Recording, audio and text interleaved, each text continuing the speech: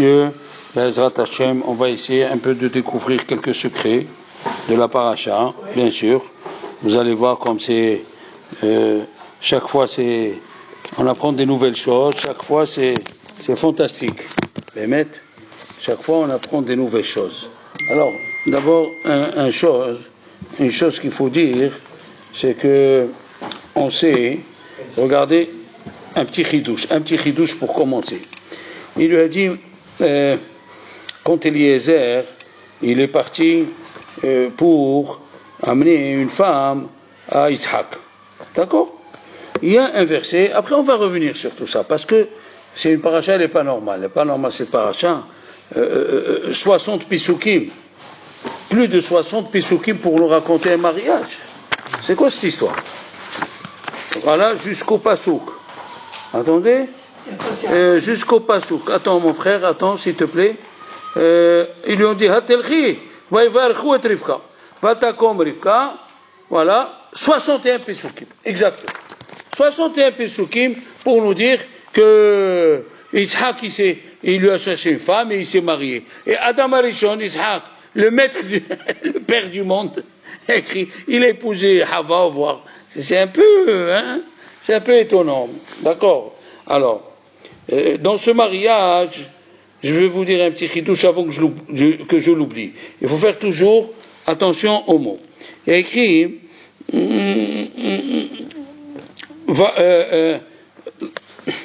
Vaihi kirot et anezem vetatsimidim. Quand Lavan il était amoureux de l'argent, dès qu'il voyait de l'argent ou de l'or, il devenait fou. Il a vu les bracelets et l'agrafe qu'on met au nez. Avant, les femmes y mettaient des agrafes au nez, les aiment. Oui.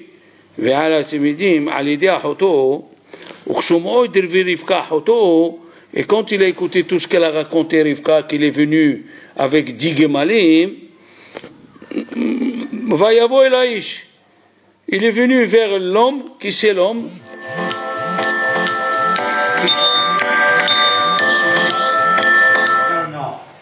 Qui c'est il est venu, il lui a dit Vayavo Elaïch. Veine, et là il y a quelque chose qu'il faut comprendre.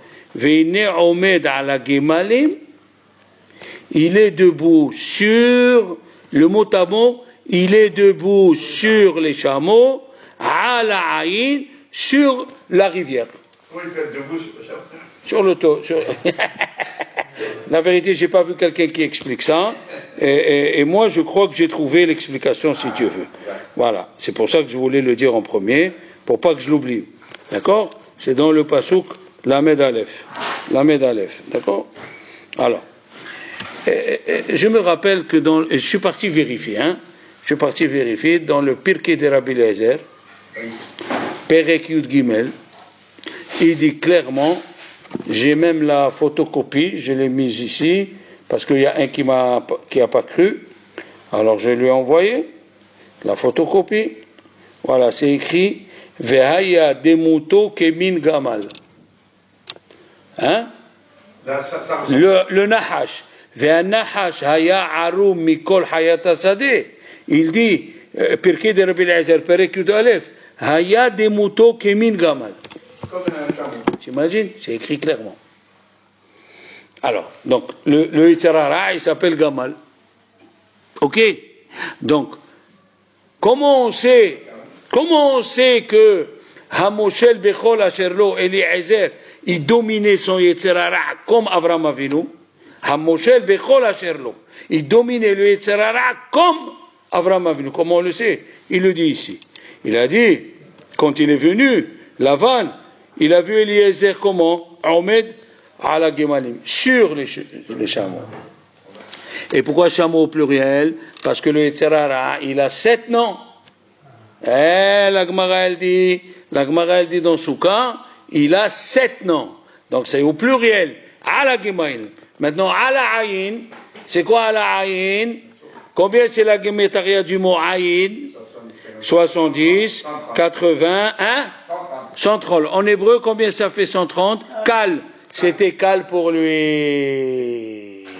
Quand tu as dominé le Yitzhara comme Avraham Avinu, c'était léger pour lui. Bon, ça c'est juste un petit hidouche pour le début. Maintenant, si on commence, le début de Shidour, vous savez que c'est Ségoula. Celui qui ne trouve pas de Shidour, qu'il lit la paracha 61 Pesukim, qu'il lit la paracha de Eliezer pour le Shidour de Yitzhak. S'il le lit tous les jours, il trouve. D'accord? Ok. Après, on reviendra au début de la paracha. Alors, presque toute la paracha 62 Pesukim pour le mariage de Yitzhak. Alors, ici, il y a écrit Ve'Avraham Zaken Baba Yamim. Ah? Ve'Avraham Zaken Baba Yamim. C'est quoi cette histoire Ve'Avraham Zaken? Alors, on ne savait pas qu'il était vieux? On ne savait pas qu'Avraham. Il y a écrit au début Ve'Avraham Ve'Sara Zekenim Ba'im Bayamim. Hada liot le Sara Orach Kanashim.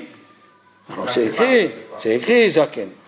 Si c'est écrit Zaken, pourquoi tu me le dis? Avraham Zaken, Baba Yamim. Alors qu'est-ce que tu me dis? Vashem Berach et Avraham Bakol. Qu'est-ce qu'il dit Rashi? Bakol. Begemataria Ben. Avec un enfant. Un garçon. Begemataria Ben. D'abord, on ne sait pas qu'il a eu un garçon. En un. Et la Torah, elle parle en Gemataria. Pourquoi tu dis Bakol au lieu de dire Vashem Berachet Avraham Beben? C'est la même Gemataria. La Torah, elle parle avec Gemataria. On a vu dans Eliezer. Dans Eliezer, c'est écrit dans Rachid, si vous vous rappelez, il y a 2 semaines, il est sorti faire la guerre. Avraham Avinu avec Eliezer. C'est écrit avec Hanichav. Et après Rachid, ça veut dire avec tous ses élèves. Après Rachid, il dit, non, il n'y avait que Eliezer. Eliezer, Gemataria 318. La Torah elle parle avec Gemataria. C'est quoi cette histoire? Où ils sont venus tous, ou ils ne sont pas venus? Alors, tu as compris la question? La réponse elle est, en vérité, Avraham Avinu, quand on sort en guerre, la Torah elle a dit, le Kohen Gadol, il vient, il dit, celui qui a un péché, qui s'en va. Celui qui a planté une vigne, et là, qui s'en va. Celui qui a acheté une maison, qui s'en va. Celui qui a épousé une femme, et la dernière, c'est quoi? Celui qui a peur, il s'en va. Tous, ils ont eu peur. Ils ont dit, 318 personnes contre 2,5 millions de soldats. La Gemara dit dans Sanhedrin, ils étaient 2,5 millions de soldats. C'était la première guerre mondiale de l'époque. C'est quoi? Tu as compris? Magnifique comme question. C'est quoi? On parle. Alors là-bas, en vérité, il les a pris tous. Mais avant d'aller, il les a vérifiés s'ils tiennent. Ils n'ont pas tenu. Il est resté Eliezer. Eliezer, Begemataria, 318. Chose intéressante. Yehush, qui veut dire Yehush, qui veut dire se désespérer. Non, c'est pas abandonner. Se désespérer. Yehush, qui veut dire se désespérer, 317. Il vient Eliezer, il te dit, la Gemataria 318. Ne te désespère jamais. Sois toujours attaché à Dieu. D'accord? Bon. Alors. Ici, tu n'avais pas besoin de me dire ça. Vashem Berachet Avraham Bakol. Il dit Rashi, Bakol, Ben, Gemataria, Ben. Bakol. Oui. Alors, on ne savait pas. 52. On ne savait pas qu'il avait un enfant. Deuxième question. Avraham Zaken Baba Yamin. On a dit la question. Ok? Bien. Alors, on va allonger la question. Il y a qui disent, le Kli Yakar, il dit, un homme, ça lui donne la vieillesse avant l'âge. Qui c'est qui a la vieillesse avant l'âge? Quelqu'un qui s'énerve sur ses enfants qui ne sont pas dans la Torah. Quelqu'un qui a des enfants dans la Torah, il est tranquille, il ne s'énerve pas. Quelqu'un qui a des enfants qui ne sont pas bien dans la Torah, la Gemara elle a dit qu'un enfant qui n'est pas bien dans la Torah, c'est pire que Harban Bet Hamikdash. Pourquoi? C'est très simple. Harban Beit HaMikdash, il y a eu une fois. Mais un enfant pas bien, tous les jours tu le vois. Tous les jours tu souffres. Tous les jours tu souffres. On a parlé de ça. Si vous vous rappelez, la semaine dernière, on a dit comment c'est écrit Bechol levavecha, bechol nafshecha, bechol meodecha. Oui? Bechol levavecha, bechol nafshecha, bechol meodecha. Comment l'âme elle est avant l'argent. Et plusieurs juifs ils peuvent se tuer. Et pourquoi on voit dans la tzedaka ils ne veulent pas donner? Il a dit parce que quand tu te tues, une fois tu te tues. Mais la tzedaka tous les jours, non. Alors que c'est pour ça que c'est une lutte. C'est une lutte. C'est une lutte quotidienne. Alors il dit, le Kliakar, la Gemara elle a dit, il y a 4 choses qui font venir la vieillesse avant l'âge. Un enfant qui n'est pas bien. On est d'accord? Une femme mauvaise. Une femme mauvaise, la peur et la guerre. 4 choses. La guerre, la peur, des enfants mauvais, une femme mauvaise. La guerre et la peur, ça va ensemble, non? Quoi? La guerre et la peur. Non, tu vois, aujourd'hui, il n'y a pas de guerre, il y a des gens, ils ont peur. Des anxieux, sans guerre. Sans guerre, il a peur d'attraper, je ne sais pas, une maladie qui se trouve que dans les îles en Papouasie, à 22 000 km d'ici. Qu'est-ce que tu vas lui faire? Tu peux pas, il est comme ça, il est comme ça. Pour répondre à cette question, il y a une autre question. Quel âge il avait Yitzhak quand Abraham il a envoyé Eliezer pour chercher un enfant? Vahi Yitzhak ben 40 shana bekahto et Rivka. Il avait 40 ans. La question elle est, c'est écrit dans Pirkei Avot. Dans Pirkei Avot c'est écrit, à partir de 18 ans, il faut marier un enfant. Oui. La question elle est, pourquoi tu as attendu? Il a 40 ans. Oui, tu cherches, tu ne trouveras pas. Mais on parle et on arrête. Si tu trouves la réponse au contraire, Léon. Alors, pourquoi c'est écrit Avraham Zaken? Écoutez bien.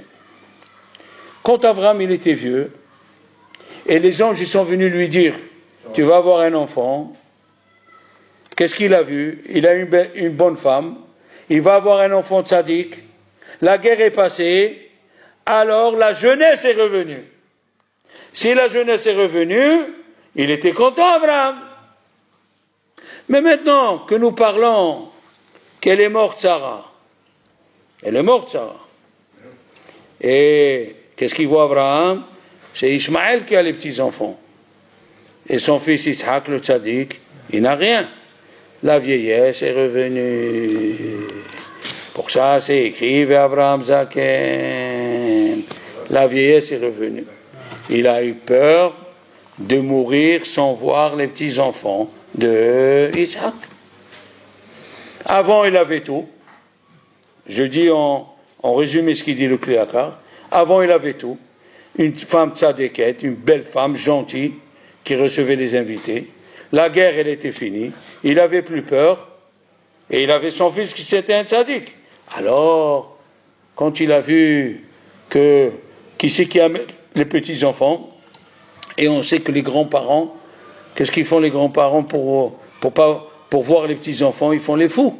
C'est connu. C'est connu. Les petits-enfants, ils sont 2 fois nos enfants. Et bien sûr. Bien sûr. Bnei banim, harehem kebanim. Les petits-enfants, ils sont comme nos enfants. C'est connu. Bon. Qu'est-ce qu'on ne ferait pas pour voir ces petits-enfants? Regarde, quand la femme, elle ne voit pas les petits-enfants pendant une semaine, ça y est, ça tourne pas rond dans la tête. Alors, pour répondre à la question, pourquoi il a attendu 40 ans? Il y a qui répondent, écoutez bien, il y a qui répondent parce qu'il attendait que Rivka elle naisse. Parce que Rivka elle n'était pas née encore. D'accord? Et alors, cette réponse elle n'est pas très juste. Il a attendu qu'elle ait 3 ans pour envoyer Eliezer. Et si Rivka ne serait pas née, il aurait laissé son fils Yitzhak comme ça, il s'est dit comme ça. Il aurait pris, il ne veut pas les Benot Kenaan, ok. Il y a toute une dracha de Rabbeinu Yona, de Rabbi Eliaou Lopian. Pourquoi il ne voulait pas les gens de Kenaan? Parce qu'ils étaient mouchatim, des gens perverses. Il a vu Sedom Va'amora chez ses parents, à lui, il faisait Avodah Zara, mais c'était que dans l'esprit, c'était pas en eux. La preuve, qu'est-ce qu'il a dit Lavan à Eliezer? Il lui a dit, viens, j'ai nettoyé la maison. Qu'est-ce que j'ai nettoyé la maison? J'ai enlevé tous les Avodah Zara. Quelqu'un qui aime Avodah Zara, il l'enlève de la maison. Mais ils avaient des bonnes midot, comme Rivka et Menou. Ils avaient des bonnes midot, d'accord? Alors, ce que je veux dire, c'est d'après la Kabbalah, d'après Arizal, et d'après le Zohar. Écoutez bien. Quand Dieu a créé le monde, il l'a créé avec un équilibre. C'est quoi l'équilibre? L'équilibre, c'est qu'il faut qu'il y ait le mal et le bien.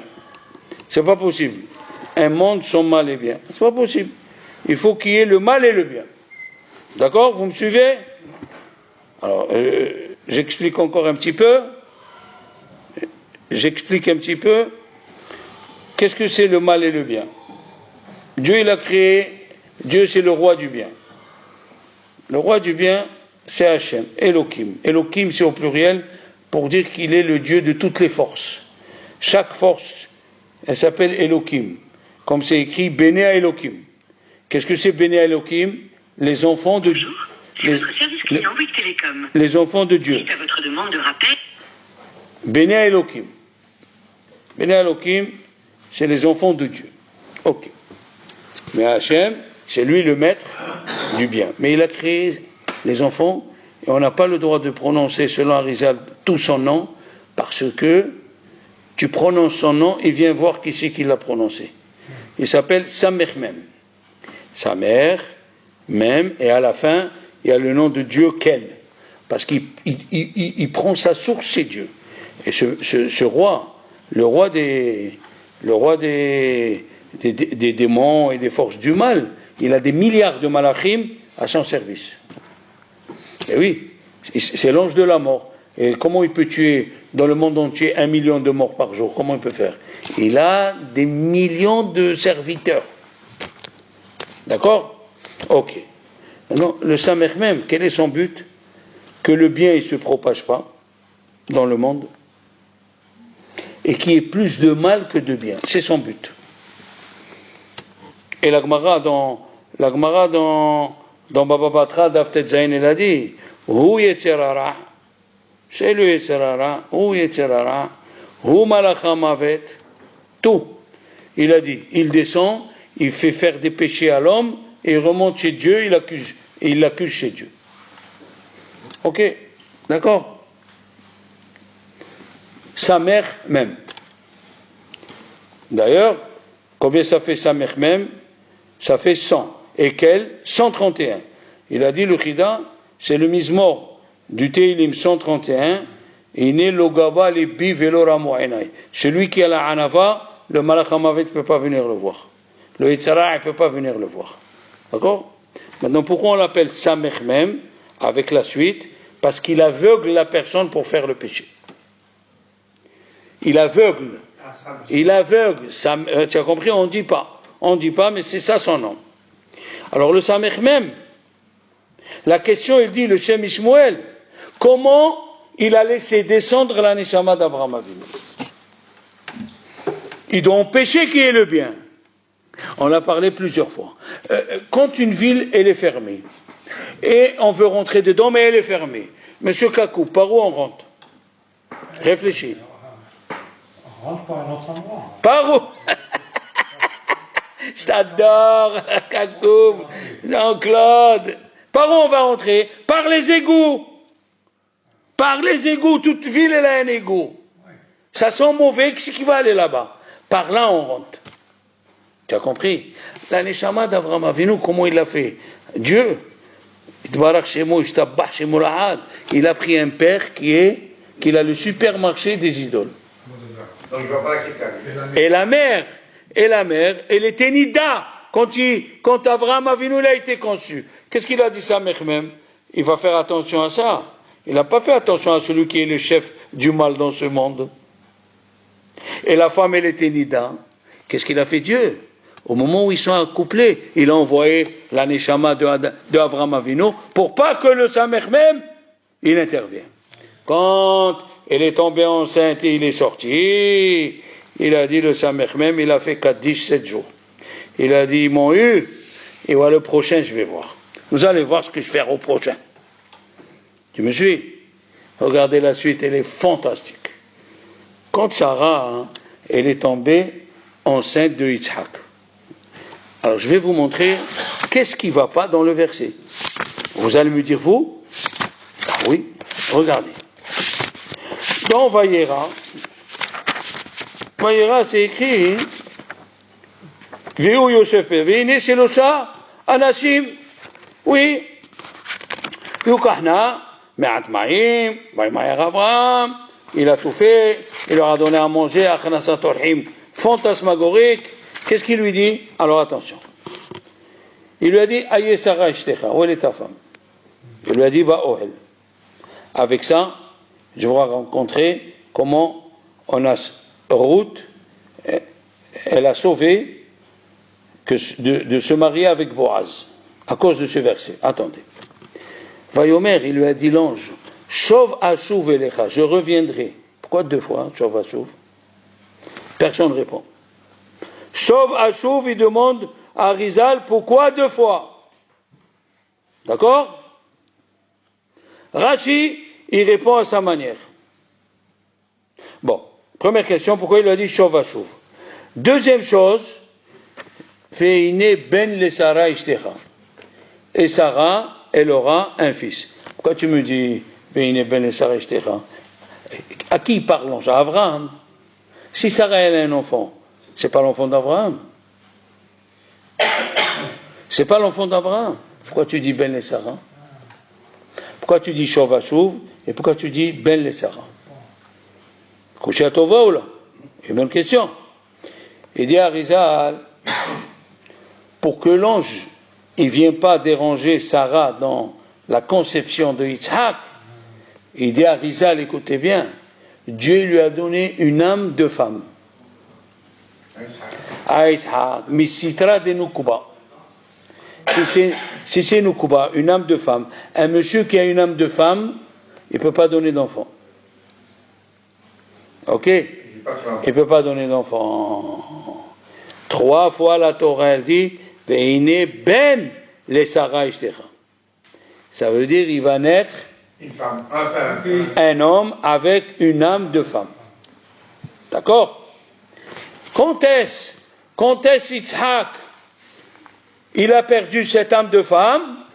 Au moment de la Hakeda. Au moment de la Hakeda, il lui a coupé un morceau de l'œsophage ou de la trachée artère. L'âme de femme est montée et elle est venue l'âme d'un homme. Et le Yetzer Hara, quand il a vu qu'Abraham était en train d'égorger et le sang était en train de sortir, il a dit, va le tuer, il est parti. Quand il est parti, hop, Dieu l'a amené. Alors donc, Yitzhak, il a eu une résurrection, non? Il a eu une résurrection. Il est né, et il est né une deuxième fois. D'où on le sait? D'où on sait? Elle a dit, Shov Ashuv. Je viens et je reviendrai. Shov Ashuv. Hein? Ça, c'est magnifique.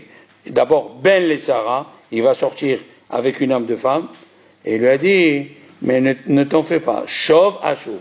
Il vient Rashi, il nous fait un cadeau. Il a dit, Vashem berach et Avraham bakol. C'est quoi bakol? Un fils. Parce que jusqu'à présent, on savait qu'Avraham, il avait un fils, mais il n'en est pas d'enfant.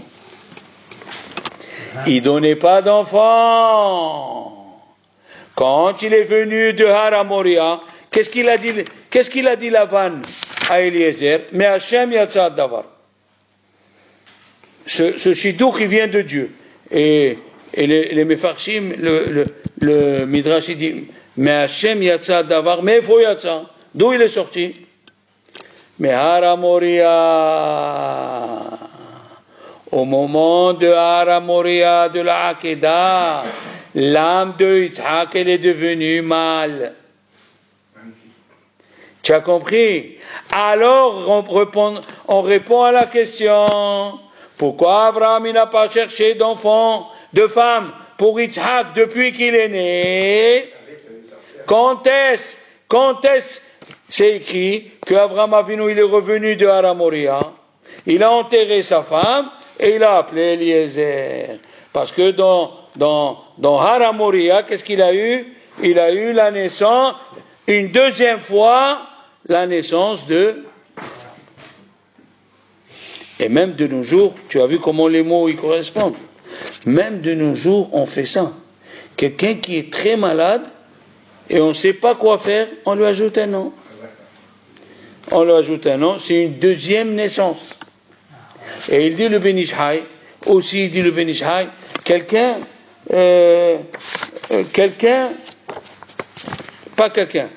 d'abord, c'est écrit dans la Gemara, écoutez bien, que Dieu, le jour où ils sont nés les tzadikim, ils meurent les tzadikim. Il a dit combien de tzadikim ils ne sont pas morts le jour où ils sont nés? On sait pour Abraham et Isaac, on sait pour David Améler, on sait quand ils sont nés, quand ils sont morts. Mais pour les autres personnes, qu'est-ce qu'on fait? Regardez comment c'est extraordinaire. Comment c'est extraordinaire. Il dit le Ben Ish Chai, vraiment, c'est une perle béhémeth. Elle vaut son pesant d'or. C'est quoi? Il dit le Ben Ish Chai, Alav Shalom, il y avait un monsieur, un rave qui devait être rave dans une ville. Il est venu pour être rave dans une ville. Qu'est-ce que ça? Il a dit, je veux voir le cimetière. Il va au cimetière, Claude, qu'est-ce qu'il voit? Celui-là, il est mort à 30 ans. Celui-là, il est mort à 20 ans. Celui-là, il est mort à 40 ans. Il voit, il lui dit au Shamash, dis-moi, il y a une épidémie de Covid ici, ils n'avaient pas le vaccin. Il a dit, Arabe blanc, vous n'avez pas compris. Ici, on a écrit les années où il a pris conscience que Dieu existe. La Torah. Tu as compris comme c'est beau. Un type, il s'est marié, il a compris qu'il y a Dieu à 40 ans. Très bien. À 40 ans, il s'est réveillé. C'était, on va dire, le 13 Adar. Quand est-ce qu'il va mourir celui-là? Le 13 Adar. Pas le jour où il est né. Ça s'appelle une naissance. Ah oui. Chacun qui prend conscience, et alors, qu'est-ce qui se passe? On va voir comment il peut réparer toute sa vie. Écoutez bien. Au début de la paracha, c'est écrit Payu, Chaye Sarah, Mea Shana. Alors, Rashi répond, pourquoi tu me dis, après Mea, tu me dis Shana, après Esrim, tu me dis Shana, après Sheva Shanim, tu me dis Shene Chaye Sarah. Pour le premier verset, déjà, il y a plusieurs explications. On va comprendre. Mais c'est écrit Vayavo Abraham, l'Ispod, les Sarah, Belivkota. Il est venu Abraham pour parler des oraisons funèbres et pour la pleurer. D'accord? Exactement. La Gemara dans Moed Katan, qu'est-ce qu'elle nous dit? Que d'abord, les 3 premiers jours pour les pleurs, la page 28, et après les 5 jours pour les oraisons funèbres. Qu'est-ce qu'il fait Abraham? Il fait le contraire. Alors les Chachamim disent, quand il y a eu la Hakeda, c'était quoi? Au mont Moria. Quand il est venu, la Torah nous dit 3 jours il y a. Ah, donc les 3 jours il a pleuré. 3 jours il a pleuré jusqu'à qu'il est arrivé vers elle. Alors il a commencé à faire les oraisons funèbres avant. La question elle est, il y a beaucoup à parler, mais bon, pourquoi le bête il est petit? Il a pleuré un petit peu ici devant la tombe. Pourquoi?